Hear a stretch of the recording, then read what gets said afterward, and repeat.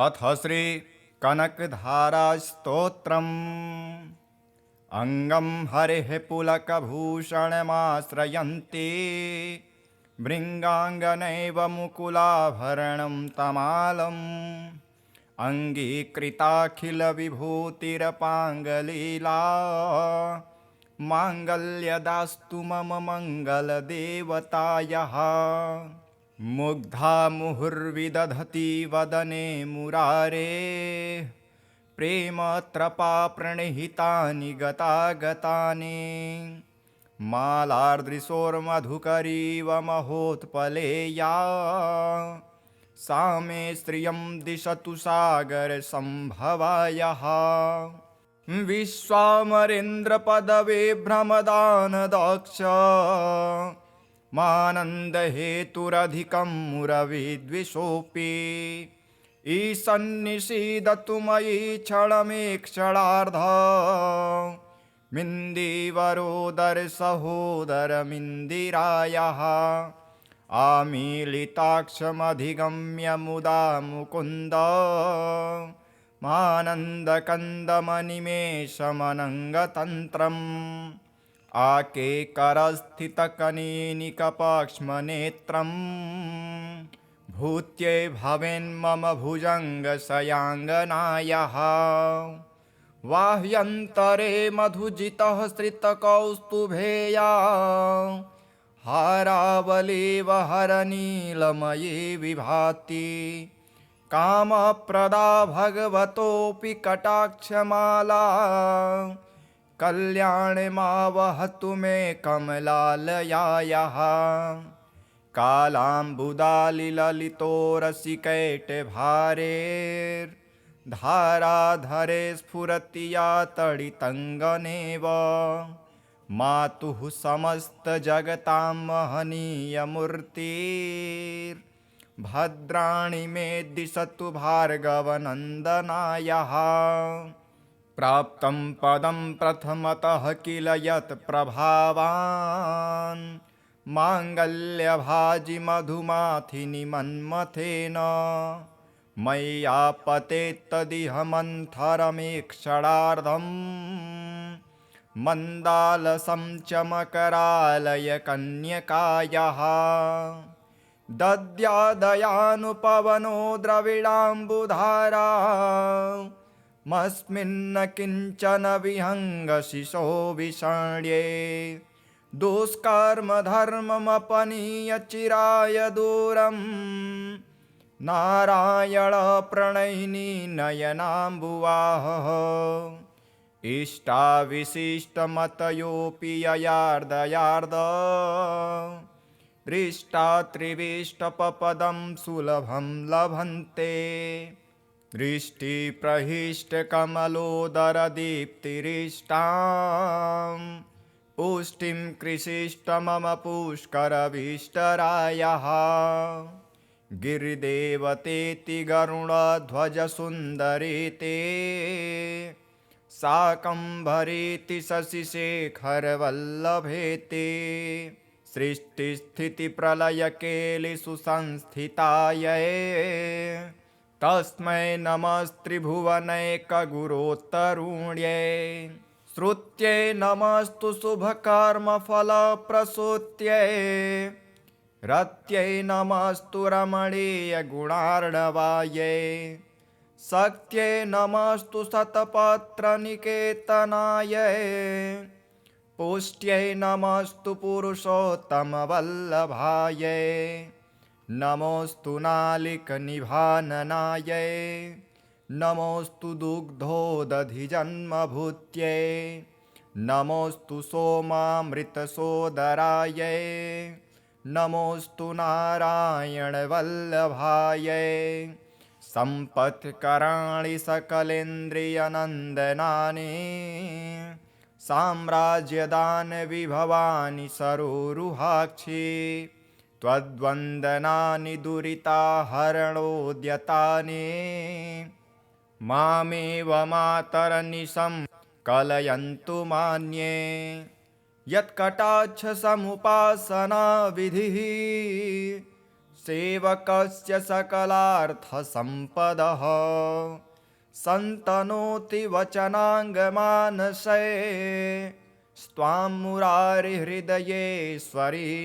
भजे सरसिजनिलये सरोजहस्ते धवलतमांशुकगन्धमाल्यशोभे भगवति हरिवल्लभे मनोज्ञे त्रिभुवनभूतिकरे प्रसीद मह्यम् दिग्धस्थिभिः कनककुम्भमुखावसृष्ट सर्वाहिनी विमलचारुजलप्लुताङ्गीं प्रातर्नमामि जगतां जननीमशेष लोकाधिनाथ गृहिणीममृताब्धिपुत्रीं कमले कमलाक्षवल्लभे त्वं करुणापूरतरङ्गितैरपाङ्गैः अवलोकय माम किञ्चनानां प्रथमं पात्रं कृत्रिमं दयायाः स्तुवन्ति ये स्तुतिभिरमुभिरन्वं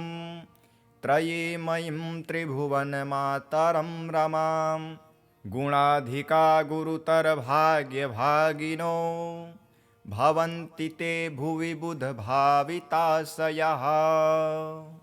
अथ श्री महालक्ष्मीस्तोत्रम्। श्रीगणेशाय नमः। श्रीपराशर उवाच सिंहासनगतः शक्रः सम्प्राप्य त्रिदिवं पुनः देवराज्ये स्थितो देवीं तुष्टावाब्जकरां ततः इन्द्र उवाच नमस्ते सर्वलोकानां जननी मञ्जसम्भवां श्रेयमुन्निद्रपद्माक्षीं विष्णुवक्षस्थलस्थितां पद्मालयां पद्मकरां पद्मपत्रनिभेक्षणां वन्दे पद्ममुखीं देवीं पद्मनाभप्रियाम्यहं त्वं सिद्धिस्त्वं स्वधा स्वाहा सुधा त्वं लोकपावनी सन्ध्यारात्रिः प्रभाभूतिर्मेधा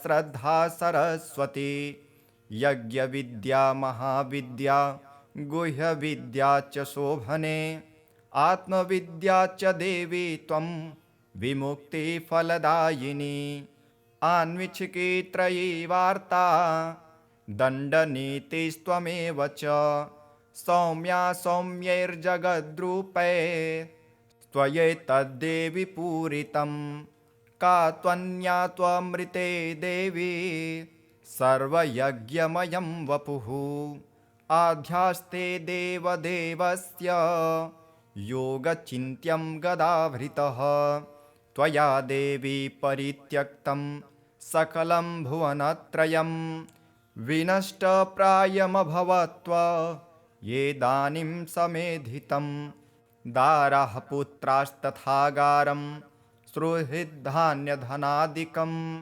भवत्येतन्महाभागे नित्यं तद्वीक्षणान्नृणां शरीरारोग्यमैश्वर्यमरिपक्षक्षयः सुखं देवी त्वद्दृष्टिदृष्टानां पुरुषाणां न दुर्लभं त्वमम्बा सर्वभूतानां देवदेवो हरिः पिता त्वयैतद्विष्णुना चाम्ब जगद्व्याप्तं चराचरं मनः कोशस्तथा गोष्ठं मा गृहं मा परीक्षदं मा शरीरं कलत्रं च त्यजेथः सर्वपावने मा पुत्रान् मा सुहृद्वर्गा मा पशूनां विभूषणं त्यजेथा मम देवस्य विष्णुर्वक्षस्थलाश्रये सत्त्वेन सत्यशौचाभ्यां तथा शीलादिभिर्गुणैः त्यजन्ते ते नरा सद्यः सत्यक्ता ये त्वयामले त्वयावलोकितः सद्यः शीलाद्यैरखिलैर्गुणैः कुलैश्वर्यश्च पूजन्ते पुरुषाः निर्गुणा अपि सश्लाद्यः सगुणे धन्यः स कुलीनः स बुद्धिमान् स सुरः स च विक्रान्तो यस्त्वया देवि वीक्षितः सद्यो वैगुण्यमायान्ति शीलाद्यः सकला गुणाः पराङ्मुखी जगद्धात्रे यस्य त्वं विष्णुवल्लभे न ते वर्णयितुं शक्ता गुणान् जिह्वापि देधसे प्रसीद देवि पद्माक्षी मास्मां त्याक्षिः कदाचनः। श्रीपराशर उवाच एवं श्रीः संस्तुता सम्यक् प्राह हृष्टा शतक्रतुं शृण्वन्ता सर्वदेवानां सर्वभूतस्थिता द्विज। श्रीरुवाच परितुष्टास्मि देवेश स्तोत्रेणानेन ते हरेः वरं वृणीष्व यस्त्विष्टो वरदाहं तवागता। इन्द्र उवाच वरदा यदि मे देवी वरार्हो यदि वाप्यहं त्रैलोक्यं न त्वया त्याज्य एषं मेस्तु वरः परः स्तोत्रेण यस्तवैतेन त्वां तुष्यस्तब्धिसम्भवे स त्वया न परित्याज्यो द्वितीयोऽस्तु वरो मम। श्रीरुवाच त्रैलोक्यं त्रिदशः श्रेष्ठ न सत्यक्षामि वासव दत्तो वरो मयायं ते स्तोत्राराधनतुष्ट्या यश्च सायं तथा प्रातः स्तोत्रेणानेन मानवः स्तोष्यते चेन्न तस्याहं भविष्यामि पराङ्मुखी। श्रीपराशर उवाच एवं वरं ददो देवी देवराजाय वै पुरा मैत्रेय श्रीर्महाभागा स्तोत्राराधनतोषिता भृगोख्यातां समुत्पन्ना श्रीः पूर्वमुदधेः पुनः देवदानवयत्नेन प्रसूतामृतमन्थने। एवं यदा जगत्स्वामी देवराजो जनार्दनः अवतारः करोत्येषा तदा श्रीस्तस्य हायिनी पुनश्च पद्मा सम्भूता यदादित्यो भवद्धरिः यदा च भार्गवो रामस्तदा भूद्धरणित्वियं राघवत्वे भवत्सीता रुक्मिणी कृष्णजन्मनि। अन्येषु चावतारेषु विष्णुरेखानपायिनी देवत्वे देवदेहेयं मानुषत्वे च मानुषी विष्णुर्देहानुरूपां वै करोत्येषात्मनस्तनुं यश्चैतशृणुया जन्म लक्ष्म्या पञ्च पठेन्नरः श्रियो न विच्युतिस्तस्य गृहे यावत् कुलत्रयं पठ्यते येषु चैवर्षे गृहेषु श्रीस्तवं मुने अलक्ष्मीः कलहाधारा न ते स्वास्ते कदाचनः एतत्ते कथितं ब्रह्मन् यन्मा त्वं परिपृच्छसि क्षीराब्धोऽसिर्यथा जाता पूर्वं भृगुसुता सती। इति श्री विष्णुपुराणे महालक्ष्मीस्तोत्रं सम्पूर्णम्। अथ श्री सूक्तम् ॐ हिरण्यवर्णां हरिणीं सुवर्णरजतस्रजां चन्द्रां हिरण्यमयीं लक्ष्मीं जातवेदो म आवह ताम् आवह जातवेदो लक्ष्मीमनपगामिनीं यस्यां हिरण्यं विन्देयं गामस्वं पुरुषानहम् अश्वपूर्वां रथमध्यां हस्तिनादप्रबोधिनीं श्रियं देवीमुपह्वये श्रीर्मा देवी जुषतां कां सोऽस्मितां हिरण्यप्रकारार्मार्दां ज्वलन्तीं तृप्तां तर्पयन्तीं पद्मे स्थितां पद्मवर्णां तामिहोपह्वये श्रियं चन्द्रां प्रभासां यशसा ज्वलन्तीं श्रियं लोके देवजुष्टामुदारां तां पद्मिनीं शरणमहं प्रपद्ये लक्ष्मीर्मे नश्यतां त्वां वृणे आदित्यवर्णे तपसोऽधिजातो वनस्पतिस्तव वृक्षोऽथ बिल्वः तस्य फलानि तपसानुदन्तो मायान्तरायाश्च बाह्या अलक्ष्मीः उपैतु मां देवसखः कीर्तिश्च मणिना सह प्रादुर्भूतेऽस्मु राष्ट्रेऽस्मिन् कीर्तिमृद्धिं ददातु मे क्षुप्तिपाशामलां ज्येष्ठा अलक्ष्मीं नाशाम्यहम् अभूति समृद्धिं च सर्वां निर्णुद मे गृहात् गन्धद्वारां दुराधर्षां नित्यपुष्टां करीषिणीम् ईश्वरीं सर्वभूतानां तामिहोपह्वये श्रियं मनसः कामनाकूतिं वाचः सत्यमसीमहि पशूनां रूपमन्नस्य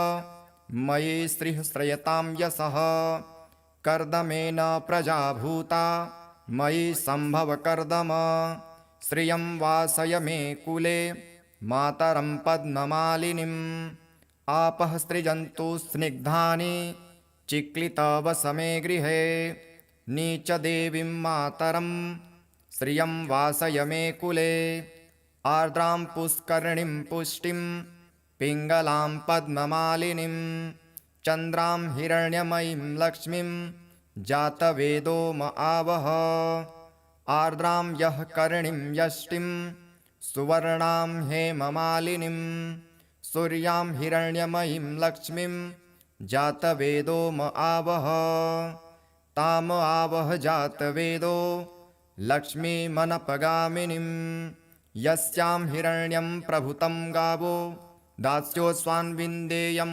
पुरुषानहम् यः शुचिप्रयतो भूत्वा जुह्यादाज्यमन्वहम् सूक्तं पञ्चदशर्चं च श्रीकामः सततं जपेत् पद्मानने पद्म उरु पद्माक्षी पद्मसम्भवे त्वं मा भजस्व पद्माक्षी येन सौख्यं लभाम्यहम् अश्वदाये गोदाये धनदाये महाधने धनं मे जुषतां देवी सर्वकामाश्च देहि मे पुत्रपौत्रधनं धान्यं हस्त्यस्वादिगवे रथं प्रजानां भवसि माता आयुष्मन्तं करोतु मां धनमग्निर्धनं वायुर्धनं सूर्यो धनं वसुः धनमिन्द्रो बृहस्पतिर्वरुणं धनमश्नुते वैनतेय सोमं पीबतु वृत्रः सोमं धनस्य सोमिनो मह्यं ददातु सोमिनः न क्रोधो न च मात्सर्य न लोभो न शुभामतिः भवन्ति कृतपुण्यानां भक्तानां श्रीसूक्तं जपेत् सदा वर्षन्तुं ते विभावरी दिवो अभ्रस्य विद्युतः रोहन्तु सर्वबीजान् यवब्रह्मा द्विषोजहि पद्मप्रिये पद्मिनी पद्महस्ते पद्मालये पद्मदलायताक्षी विश्वप्रिये विष्णुमनोनुकूले त्वत्पादपद्मं मयि सन्निधस्त्व या सा पद्मासनस्था विपुल कटितटी पद्मपत्रायताक्षी गम्भीरावर्तनाभिस्तनभर नमिता शुभ्रवक्त्रोत्तरीया लक्ष्मीर्दिव्ये गजेन्द्रैर्मणिगण खचितैस्नापिता हेमकुम्भे नित्यं सा पद्महस्ता मम वसतु गृहे सर्वमङ्गल्ययुक्ता लक्ष्मीं क्षीरसमुद्रराजतनयां श्रीरङ्गधामेश्वरीं दासीभूतसमस्तदेववनितां लोकैकदीपां कुरां श्रीमन्मन्दकटाक्षलब्धविभव ब्रह्मेन्द्रगङ्गाधरां त्वां त्रैलोक्यकुटुम्बिनीं सरसिजां वन्दे मुकुन्दप्रियां सिद्धलक्ष्मीर्मोक्षलक्ष्मीर्जयलक्ष्मी सरस्वती श्रीलक्ष्मीर्वरलक्ष्मीश्च प्रसन्ना मम सर्वदा वराङ्कुशोपासमभीतिमुद्रां करैर्वहन्तीं कमलासनस्थां बालार्ककोटिं प्रतिभां त्रिनेत्रां भजेऽहमाद्यां जगदीश्वरीं त्वां सर्वमङ्गलमाङ्गल्ये शिवे सर्वार्थसाधिके शरण्ये त्र्यम्बके गौरी नारायणि नमोऽस्तुते नारायणि नमोऽस्तुते नारायणि नमोऽस्तुते सरसिजनिलये सरोजहस्ते धवलतरांशुकगन्धमाल्यशोभे भगवति हरिवल्लभे मनोज्ञे त्रिभुवनभूतिकरे प्रसीद मह्यं विष्णुपत्नी क्षमां देवीं माधवीं माधवप्रियां विष्णुः प्रियसखीं देवीं नमाम्यच्युतवल्लभां महालक्ष्मी च विद्महे विष्णुपत्नी च धीमहि तन्नो लक्ष्मीः प्रचोदयात्। श्रीवर्चस्य मायुष्यमारोग्य मा विधात् पवमान् महीयते धनं धान्यं पशुं बहुपुत्रलाभं शतसंवत्सरं दीर्घमायुः ऋणरोगादिदारिद्र्य पापक्षुदपमृत्यवः भयशोकमनस्तापा नश्यन्तु मम सर्वदा। ॐ महादेव्यै च विद्महे विष्णुपत्नी च धीमहि तन्नो लक्ष्मीः प्रचोदयात्। ॐ शान्तिः शान्तिः शान्तिः। अथ श्री कनकधारास्तोत्रम्। अङ्गं हरेः पुलकभूषणमाश्रयन्ति भृङ्गाङ्गनैव मुकुलाभरणं तमालम् अङ्गीकृताखिलविभूतिरपाङ्गलीला माङ्गल्यदास्तु मम मङ्गलदेवतायाः। मुग्धा मुहुर्विदधति वदने मुरारे प्रेमत्रपा प्रणिहितानि गतागतानि मालार्दृशोर्मधुकरीव महोत्पलेया सा मे श्रियं दिशतु सागरसम्भवायः। विश्वामरेन्द्रपदवे भ्रमदानदक्ष मानन्दहेतुरधिकं मुरविद्विषोऽपि ईशन्निषीदतु मयि क्षणमेक्षणार्ध मिन्दीवरोदरसहोदरमिन्दिरायाः आमीलिताक्षमधिगम्य मुदा मुकुन्द मानन्दकन्दमनिमेषमनङ्गतन्त्रम् आकेकरस्थितकनीनिकपक्ष्मनेत्रम् भूत्यै भवेन्मम भुजङ्गशयाङ्गनायाः। बाह्यन्तरे मधुजितः श्रितकौस्तुभेया हारावलीव हरनीलमयी विभाति कामप्रदा भगवतोऽपि कटाक्षमाला कल्याणमावहतु मे कमलालयायाः। कालाम्बुदालिललितोरसिकैटभारेर्धाराधरे स्फुरति या तडितङ्गनेव मातुः समस्तजगतां महनीयमूर्तिर्भद्राणि मे दिशतु भार्गवनन्दनायाः। प्राप्तं पदं प्रथमतः किल यत् प्रभावान् माङ्गल्यभाजि मधुमाथिनि मन्मथेन मय्यापतेत्तदिह मन्थरमेक्षणार्धम् मन्दालसं च मकरालयकन्यकायाः। दद्यादयानुपवनो द्रविडाम्बुधारा मस्मिन्न किञ्चन विहङ्गशिशो विषण्ये दुष्कर्मधर्ममपनीय चिराय दूरम् नारायण प्रणयिनी नयनाम्बुवाहः। इष्टाविशिष्टमतयोऽपि ययार्दयार्द दृष्टा त्रिविष्टपपदं सुलभं लभन्ते दृष्टिप्रहिष्टकमलोदरदीप्तिरिष्टां पुष्टिं कृषिष्ट मम पुष्करभीष्टरायः। गिरिदेवतेति गरुडध्वजसुन्दरीते शाकम्भरीति शशिशेखरवल्लभेते सृष्टिस्थितिप्रलयकेलिषु संस्थितायै तस्मै नमस्त्रिभुवनैकगुरोत्तरुण्यै श्रुत्यै नमस्तु शुभकर्मफलप्रसूत्यै रत्यै नमस्तु रमणीयगुणार्णवायै शक्त्यै नमस्तु शतपत्रनिकेतनायै पुष्ट्यै नमस्तु पुरुषोत्तमवल्लभायै नमोऽस्तु नालिकनिभाननायै नमोऽस्तु दुग्धोदधिजन्मभूत्यै नमोऽस्तु सोमामृतसोदरायै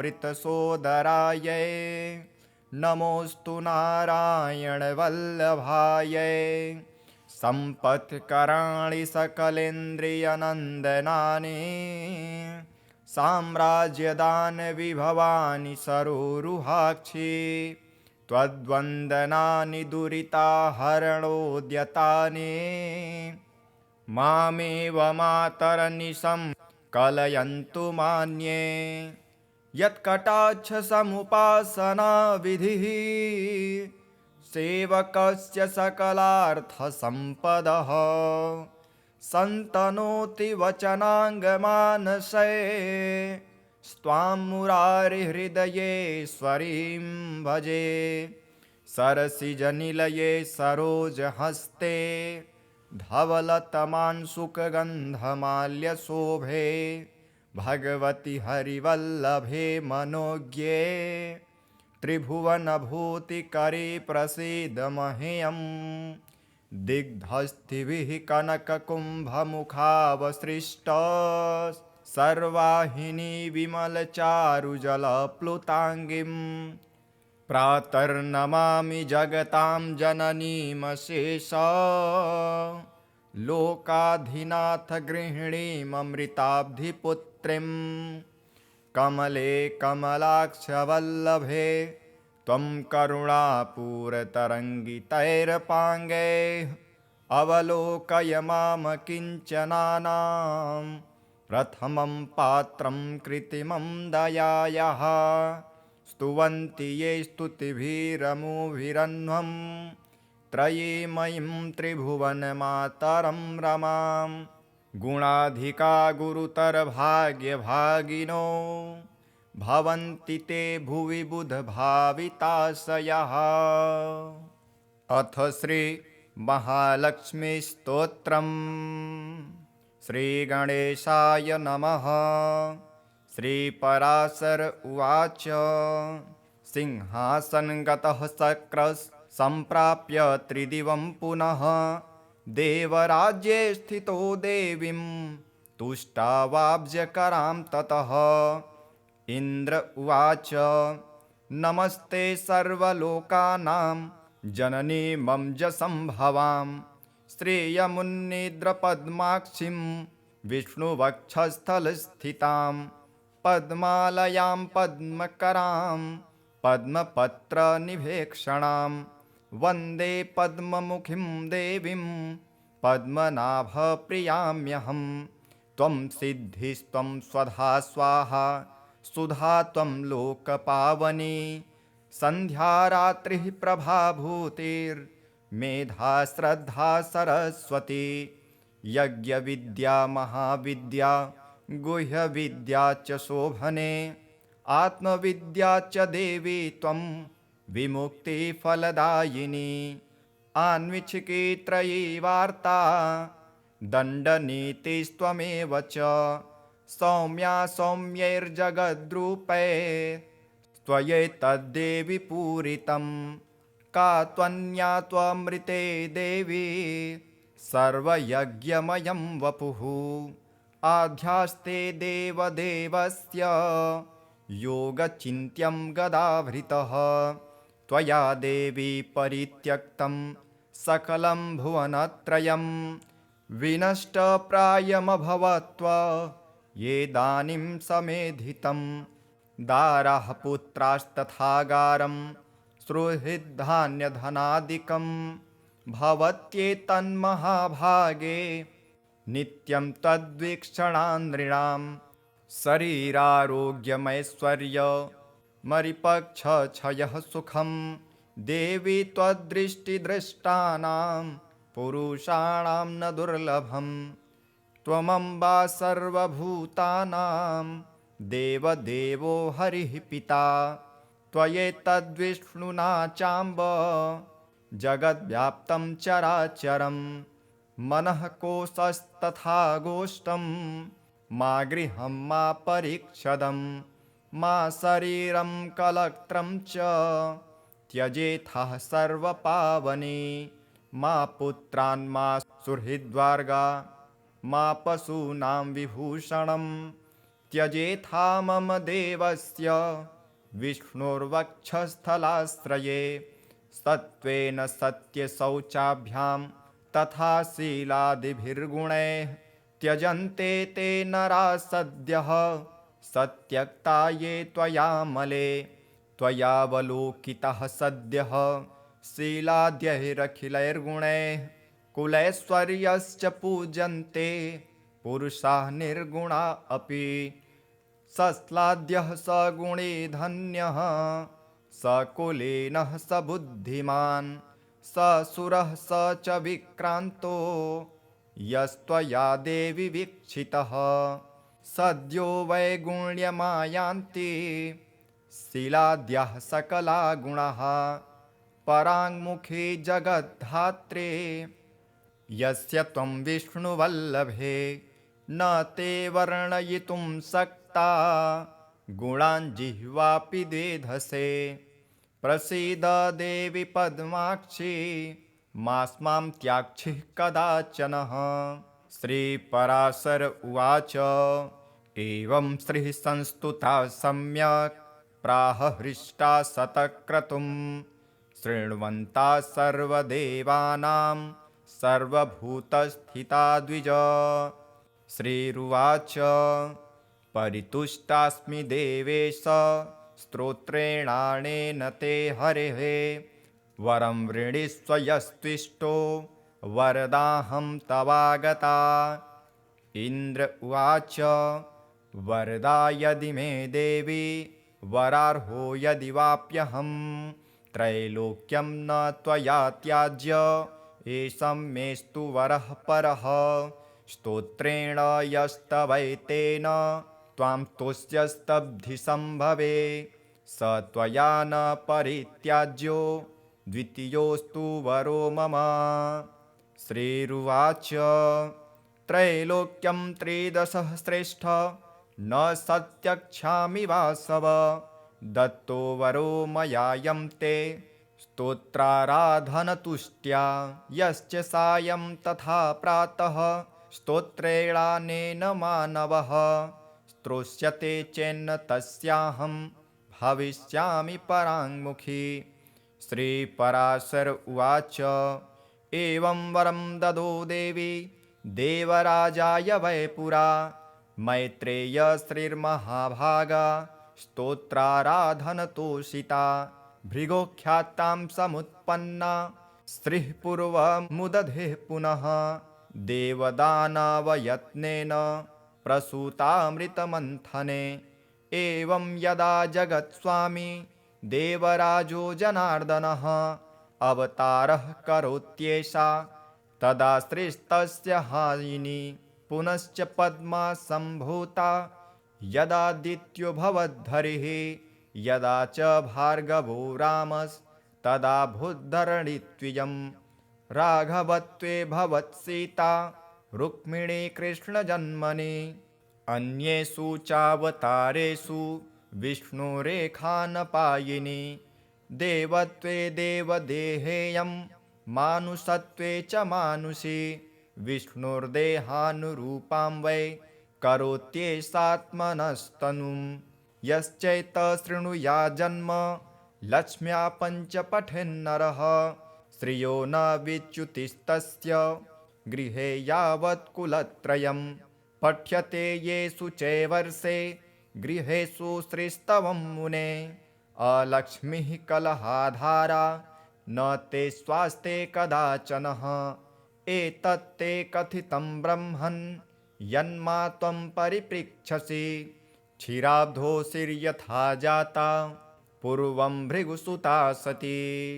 इति श्री विष्णुपुराणे महालक्ष्मीस्तोत्रं सम्पूर्णम्। अथ श्रीसूक्तम्। ॐ हिरण्यवर्णां हरिणीं सुवर्णरजतस्रजां चन्द्रां हिरण्यमयीं लक्ष्मीं जातवेदो म आवह।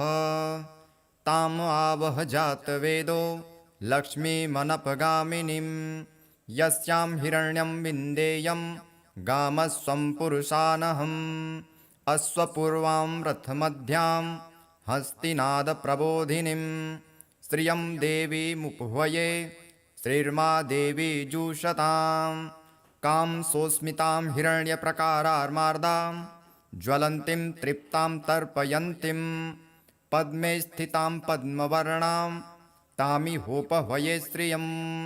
चन्द्रां प्रभासां यशसा ज्वलन्तीं श्रियं लोके देवजुष्टामुदारां। तां पद्मिनीं शरणमहं प्रपद्ये लक्ष्मीर्मे नश्यतां त्वां वृणे। आदित्यवर्णे तपसोऽधिजातो वनस्पतिस्तव वृक्षोऽथ बिल्वः। तस्य फलानि तपसानुदन्तो मायान्तरायाश्च बाह्या अलक्ष्मीः। उपैतु मां देवसखः कीर्तिश्च मणिना सह। प्रादुर्भूतेऽस्मु राष्ट्रेऽस्मिन् कीर्तिमृद्धिं ददातु मे। क्षुप्तिपाशामलां ज्येष्ठा अलक्ष्मीं नाशाम्यहम्। अभूतिसमृद्धिं च सर्वां निर्णुद मे गृहात्। गन्धद्वारां दुराधर्षां नित्यपुष्टां करीषिणीम् ईश्वरीं सर्वभूतानां तामिहोपह्वये श्रियं। मनसः कामनाकूतिं वाचः सत्यमसीमहि। पशूनां रूपमन्नस्य मयि श्रीः श्रयतां यशः। कर्दमेन प्रजाभूता मयि सम्भव कर्दम। श्रियं वासय मे कुले मातरं पद्ममालिनीम्। आपः सृजन्तु स्निग्धानि चिक्लितवसमे गृहे। नीचदेवीं मातरं श्रियं वासय मे कुले।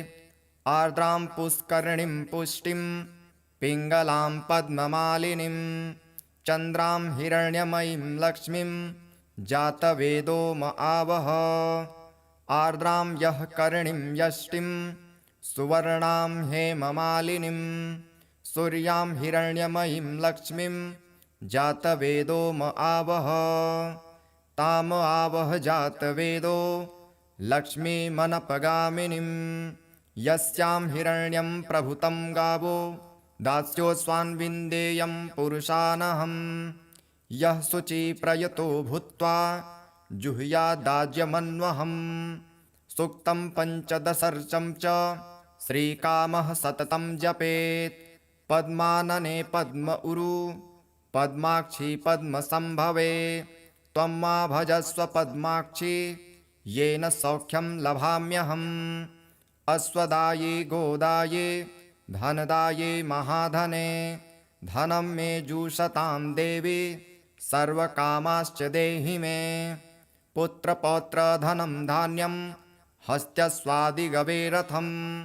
प्रजानां भवसि माता आयुष्मन्तं करोतु मां। धनमग्निर्धनं वायुर्धनं सूर्यो धनं वसुः। धनमिन्द्रो बृहस्पतिर्वरुणं धनमश्नुते। वैनतेय सोमं पीबतु वृत्रः। सोमं धनस्य सोमिनो मह्यं ददातु सोमिनः। न क्रोधो न च मात्सर्य न लोभो नाशुभामतिः। भवन्ति कृतपुण्यानां भक्तानां त्रिसूक्तं जपेत् सदा। वर्षन्तुं ते विभावरी दिवो अभ्रस्य विद्युतः। रोहन्तु सर्वबीजान् यव ब्रह्मा द्विषोजहि। पद्मप्रिये पद्मिनी पद्महस्ते पद्मालये पद्मदलायताक्षी विश्वप्रिये विष्णुमनोनुकूले त्वत्पादपद्मं मयि सन्निधस्त्व या सा पद्मासनस्था विपुला कटितटी पद्मपत्रायताक्षी गम्भीरावर्तनाभिस्तनभर नमिता शुभ्रवक्त्रोत्तरीया लक्ष्मीर्दिव्ये गजेन्द्रैर्मणिगण खचितैस्नापिता हेमकुम्भे नित्यं सा पद्महस्ता मम वसतु गृहे सर्वमङ्गल्ययुक्ता लक्ष्मीं क्षीरसमुद्रराजतनयां श्रीरङ्गधामेश्वरीं दासीभूतसमस्तदेववनितां लोकैकदीपाङ्कुरां श्रीमन्मन्दकटाक्षलब्धविभव ब्रह्मेन्द्रगङ्गाधरां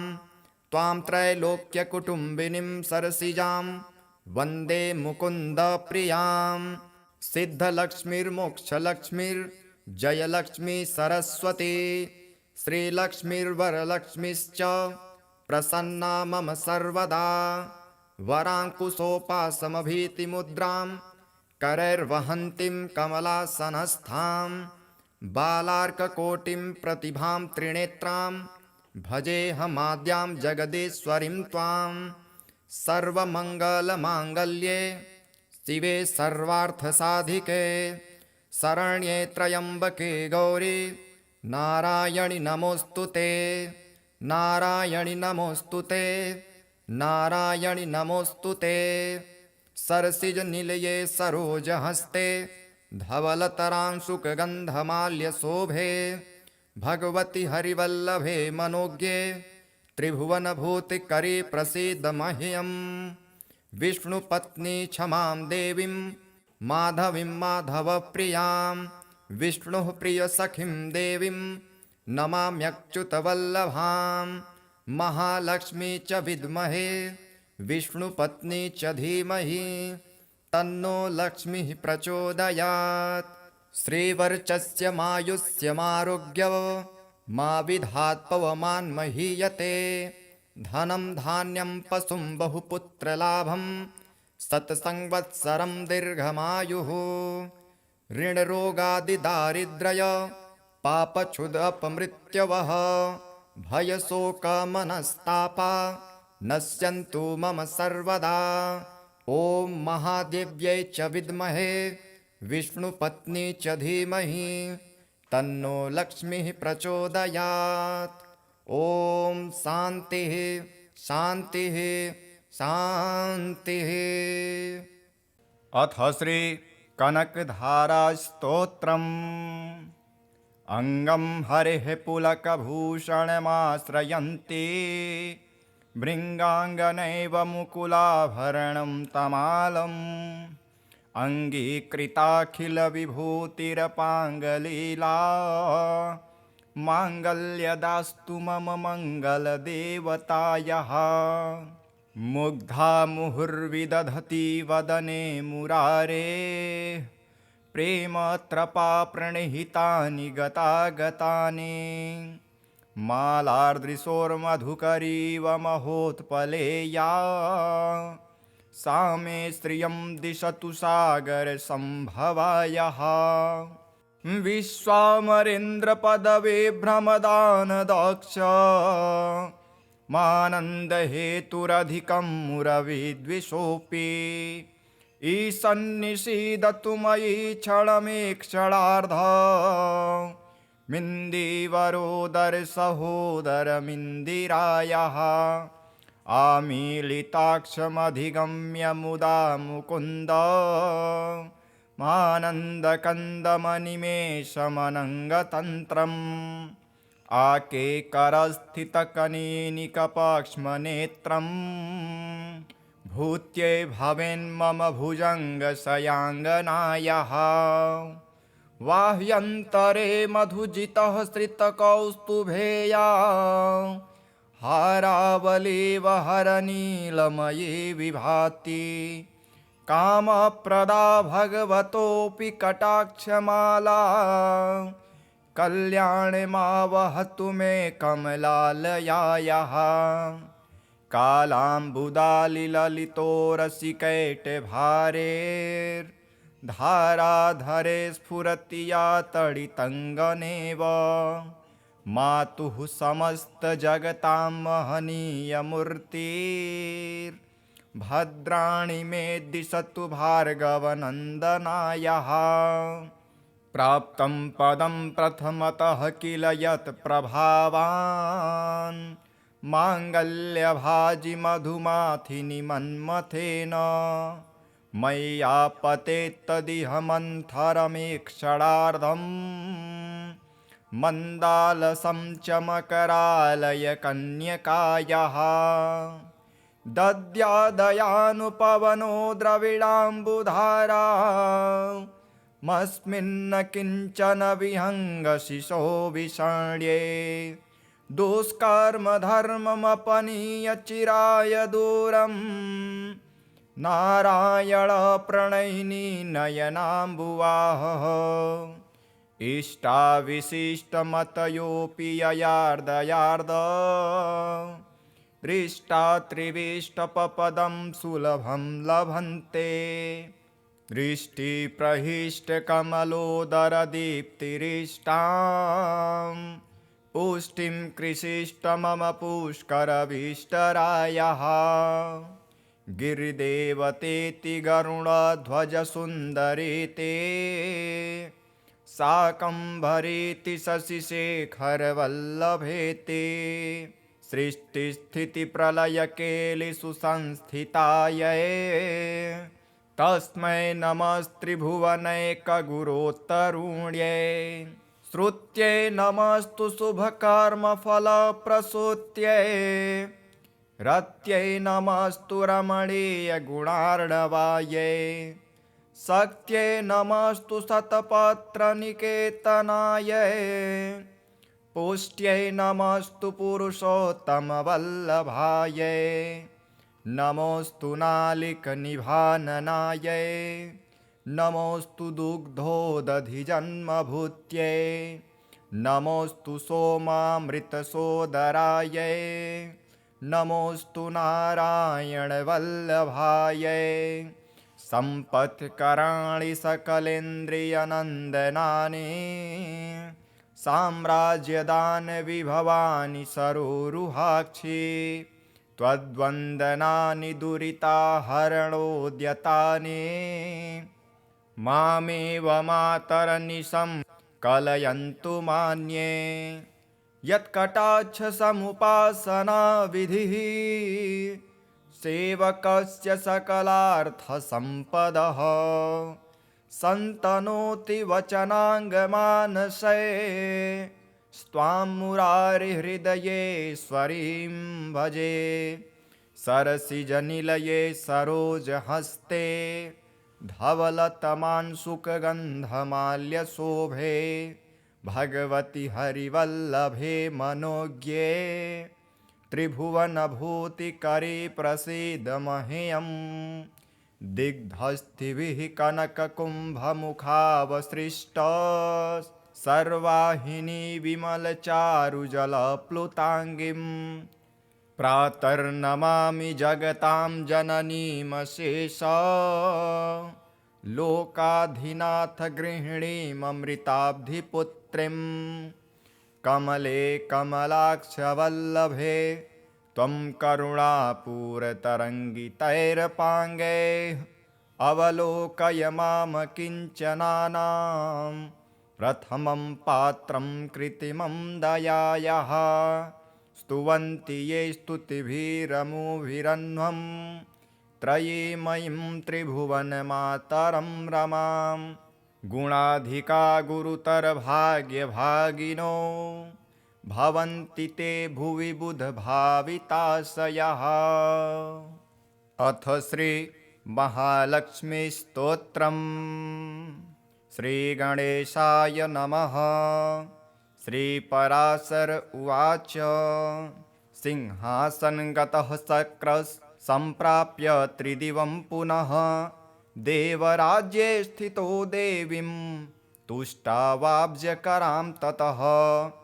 इन्द्र उवाच नमस्ते सर्वलोकानां जननी मम जसंभवां श्रेयमुन्निद्रपद्माक्षीं विष्णुवक्षस्थलस्थितां पद्मालयां पद्मकरां पद्मपत्रनिभेक्षणां वन्दे पद्ममुखीं देवीं पद्मनाभप्रियाम्यहं त्वं सिद्धिस्त्वं स्वधा स्वाहा सुधा त्वं लोकपावनी सन्ध्या रात्रिः प्रभाभूतिर्मेधा श्रद्धा सरस्वती यज्ञविद्या महाविद्या गुह्यविद्या च शोभने आत्मविद्या च देवी त्वं विमुक्तिफलदायिनी आन्वीक्षिकी त्रयी वार्ता दण्डनीतिस्त्वमेव च सौम्या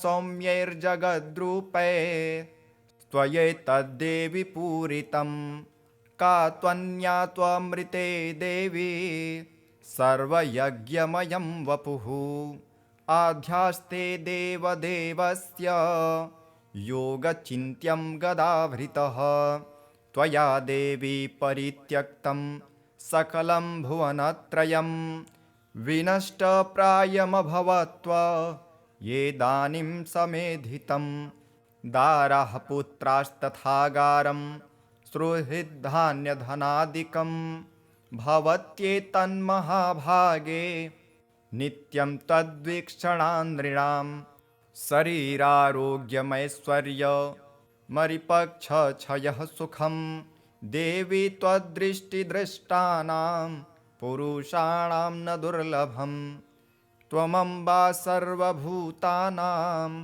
देवदेवो हरिः पिता त्वयैतद्विष्णुना चाम्ब जगद्व्याप्तं चराचरं मनः कोशस्तथा गोष्ठं मा गृहं मा परिक्षदं मा शरीरं कलत्रं च त्यजेथः सर्वपावने मा पुत्रान् मा सुहृद्वर्गा मा पशूनां विभूषणं त्यजेथा मम देवस्य विष्णुर्वक्षस्थलाश्रये सत्त्वेन सत्यशौचाभ्यां तथा शीलादिभिर्गुणैः त्यजन्ते ते नरा सद्यः सत्यक्ता ये त्वयामले त्वयावलोकितः सद्यः शीलाद्यैरखिलैर्गुणैः कुलैश्वर्यश्च पूजन्ते पुरुषाः निर्गुणा अपि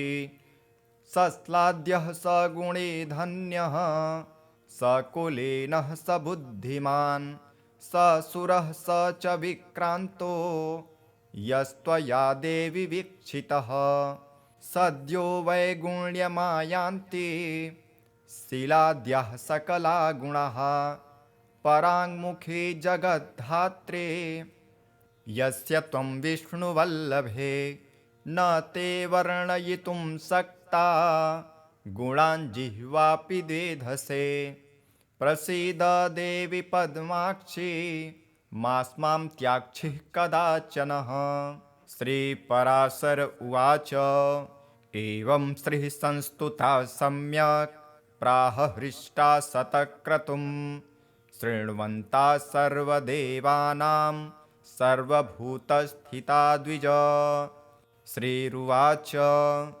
परितुष्टास्मि देवेश स्तोत्रेणानेन ते हरेः वरं वृणीष्व यस्त्विष्टो वरदाहं तवागता इन्द्र उवाच वरदा यदि मे देवी वरार्हो यदि वाप्यहं त्रैलोक्यं न त्वया त्याज्य एषं मेस्तु वरः परः स्तोत्रेण यस्तवैतेन त्वां तुष्यस्तब्धिसम्भवे स त्वया न परित्याज्यो द्वितीयोऽस्तु वरो मम श्रीरुवाच त्रैलोक्यं त्रिदशः श्रेष्ठ न सत्यक्षामि वासव दत्तो वरो मयायं ते स्तोत्राराधनतुष्ट्या यश्च सायं तथा प्रातः स्तोत्रेणानेन मानवः स्तोष्यते चेन्न तस्याहं भविष्यामि पराङ्मुखी। श्रीपराशर उवाच एवं वरं ददो देवी देवराजाय वै पुरा। मैत्रेय श्रीर्महाभागा स्तोत्राराधनतोषिता। भृगोख्यातां समुत्पन्ना श्रीः पूर्वमुदधेः पुनः। देवदानवयत्नेन प्रसूतामृतमन्थने। एवं यदा जगत्स्वामी देवराजो जनार्दनः अवतारः करोत्येषा तदा सृष्टस्य हायिनी। पुनश्च पद्मा सम्भूता यदादित्यो भवद्धरिः। यदा च भार्गवो रामस्तदा भूद्धरणित्वियम्। राघवत्वे भवत्सीता रुक्मिणी कृष्णजन्मनि। अन्येषु चावतारेषु विष्णुरेखानपायिनी। देवत्वे देवदेहेयं मानुषत्वे च मानुषी। विष्णुर्देहानुरूपां वै करोत्येषात्मनस्तनुं। यश्चैतशृणुया जन्म लक्ष्म्या पञ्च पठेन्नरः। श्रियो न विच्युतिस्तस्य गृहे यावत्कुलत्रयं। पठ्यते येषु चैवर्षे गृहेषु श्रीस्तवं मुने। अलक्ष्मीः कलहाधारा न ते स्वास्ते कदाचनः। एतत्ते कथितं ब्रह्मन् यन्मा त्वं परिपृच्छसि। क्षीराब्धोऽसिर्यथा जाता पूर्वं भृगुसुता सती। इति श्री विष्णुपुराणे महालक्ष्मीस्तोत्रं सम्पूर्णम्। अथ श्री सूक्तम्। ॐ हिरण्यवर्णां हरिणीं सुवर्णरजतस्रजां चन्द्रां हिरण्यमयीं लक्ष्मीं जातवेदो म आवह। ताम् आवह जातवेदो लक्ष्मीमनपगामिनीं। यस्यां हिरण्यं विन्देयं गामस्वं पुरुषानहम्। अश्वपूर्वां रथमध्यां हस्तिनादप्रबोधिनीं। श्रियं देवीमुपह्वये श्रीर्मा देवी जुषतां। कां सोऽस्मितां हिरण्यप्रकारार्मार्दां ज्वलन्तीं तृप्तां तर्पयन्तीं।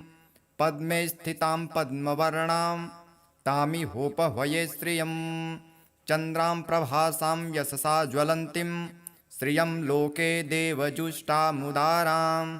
तां पद्मिनीं शरणमहं प्रपद्ये लक्ष्मीर्मे नश्यतां त्वां वृणे। आदित्यवर्णे तपसोऽधिजातो वनस्पतिस्तव वृक्षोऽथ बिल्वः। तस्य फलानि तपसानुदन्तो मायान्तरायाश्च बाह्या अलक्ष्मीः। उपैतु मां देवसखः कीर्तिश्च मणिना सह। प्रादुर्भूतेऽस्मु राष्ट्रेऽस्मिन् कीर्तिमृद्धिं ददातु मे। क्षुप्तिपाशामलां ज्येष्ठा अलक्ष्मीं नाशाम्यहम्। अभूतिसमृद्धिं च सर्वां निर्णुद मे गृहात्। गन्धद्वारां दुराधर्षां नित्यपुष्टां करीषिणीम्। ईश्वरीं सर्वभूतानां तामिहोपह्वये श्रियं। मनसः कामनाकूतिं वाचः सत्यमसीमहि। पशूनां रूपमन्नस्य मयि श्रीः श्रयतां यशः। कर्दमेन प्रजा भूता मयि सम्भव कर्दम।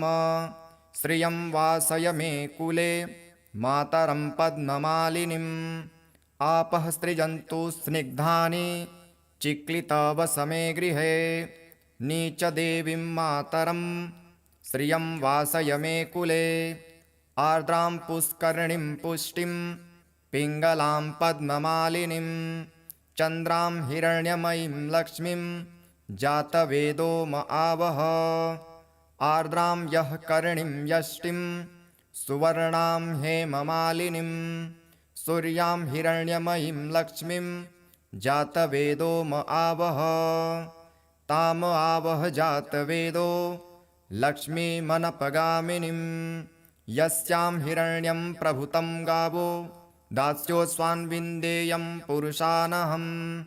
यः शुचिप्रयतो भूत्वा जुह्यादाज्यमन्वहम् सूक्तं पञ्चदशर्चं च श्रीकामः सततं जपेत् पद्मानने पद्म उरु पद्माक्षी पद्मसंभवे त्वं मा भजस्व पद्माक्षी येन सौख्यं लभाम्यहम् अश्वदाये गोदाये धनदाये महाधने धनं मे जुषतां देवी सर्वकामाश्च देहि मे पुत्रपौत्रधनं धान्यं हस्त्यस्वादिगवे रथं प्रजानां भवसि माता आयुष्मन्तं करोतु मां धनमग्निर्धनं वायुर्धनं सूर्यो धनं वसुः धनमिन्द्रो बृहस्पतिर्वरुणं धनमश्नुते वैनतेय सोमं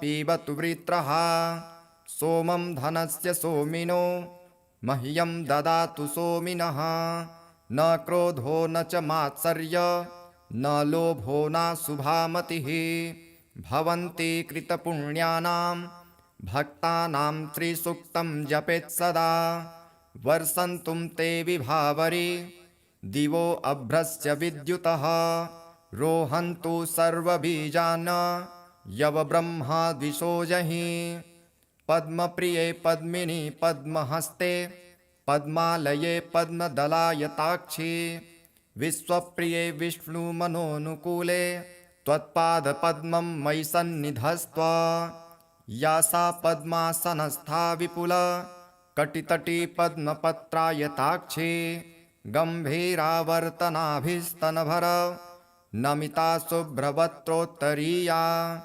लक्ष्मीर्दिव्ये गजेन्द्रैर्मणिगण खचितैस्नापिता हेमकुम्भे नित्यं सा पद्महस्ता मम वसतु गृहे सर्वमङ्गल्ययुक्ता लक्ष्मीं क्षीरसमुद्रराजतनयां श्रीरङ्गधामेश्वरीं दासीभूतसमस्तदेववनितां लोकैकदीपां कुरां श्रीमन्मन्दकटाक्षलब्धविभव ब्रह्मेन्द्रगङ्गाधरां त्वां त्रैलोक्यकुटुम्बिनीं सरसिजां वन्दे मुकुन्दप्रियां सिद्धलक्ष्मीर्मोक्षलक्ष्मीर्जयलक्ष्मी सरस्वती श्रीलक्ष्मीर्वरलक्ष्मीश्च प्रसन्ना मम सर्वदा वराङ्कुशोपासमभीतिमुद्रां करैर्वहन्तीं कमलासनस्थां बालार्ककोटिं प्रतिभां त्रिनेत्रां भजेऽहमाद्यां जगदीश्वरीं त्वां सर्वमङ्गलमाङ्गल्ये शिवे सर्वार्थसाधिके शरण्ये त्र्यम्बके गौरी नारायणि नमोऽस्तु ते नारायणि नमोऽस्तु ते नारायणि नमोऽस्तु ते सरसिजनिलये सरोजहस्ते धवलतरांशुकगन्धमाल्यशोभे भगवति हरिवल्लभे मनोज्ञे त्रिभुवनभूतिकरे प्रसीद मह्यं विष्णुपत्नी क्षमां देवीं माधवीं माधवप्रियां विष्णुः प्रियसखीं देवीं नमाम्यच्युतवल्लभां महालक्ष्मी च विद्महे विष्णुपत्नी च धीमहि तन्नो लक्ष्मीः प्रचोदयात् श्रीवर्चस्य मायुष्यमारोग्य मा विधात् पवमान् महीयते धनं धान्यं पशुं बहुपुत्रलाभं शतसंवत्सरं दीर्घमायुः ऋणरोगादिदारिद्र्य पापक्षुदपमृत्यवः भयशोकमनस्तापा नश्यन्तु मम सर्वदा ॐ महादेव्यै च विद्महे विष्णुपत्नी च धीमहि तन्नो लक्ष्मीः प्रचोदयात् ॐ शान्तिः शान्तिः शान्तिः।